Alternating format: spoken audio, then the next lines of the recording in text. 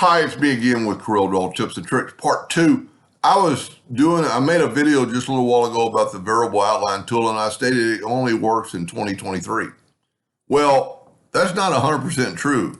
You can still make a pretty fancy arrow in any Corel just by taking a line, making it whatever point you want, putting an arrow on it, going up and even make it round end caps. We can still F12 on your keyboard, round end caps and scale with object, and right click, select it all with the shape tool, right click on it, turn it into a curve, and you can still make a pretty fancy arrow.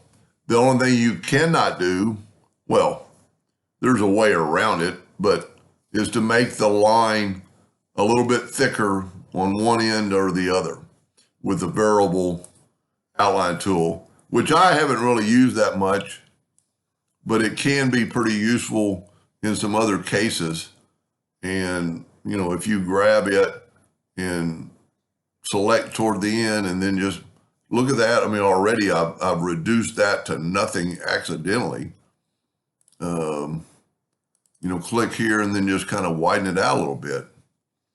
And then because you're going to put an arrow on that end, I don't guess that part really matters, because I should have really probably, well, let's go ahead and do it again. Let's use F12, round end caps, scale with object, and see that puts a round end cap on it. And then go ahead and let's go ahead and put our arrow here. And then it might not be able to do that. Yeah, you can still do that. Now, one of the reasons I kind of wanted to make the second video is because regardless of what Corel you have, I've never really looked at anything besides the arrows. There's a lot of stuff below here. If you wanted to do that right there, I mean, you could actually draw that in Corel, but that's pretty cool.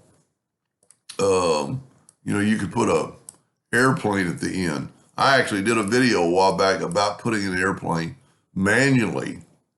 I never really paid attention to all the things you could do. I mean, a pitchfork, an asterisk, just kind of almost like a laser beam if you were drawing your design to show that off.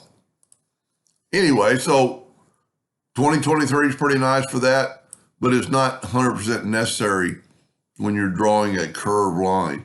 These are just a little bit more, these are the person that kind of told me about this, where the line's a little thicker toward the arrow.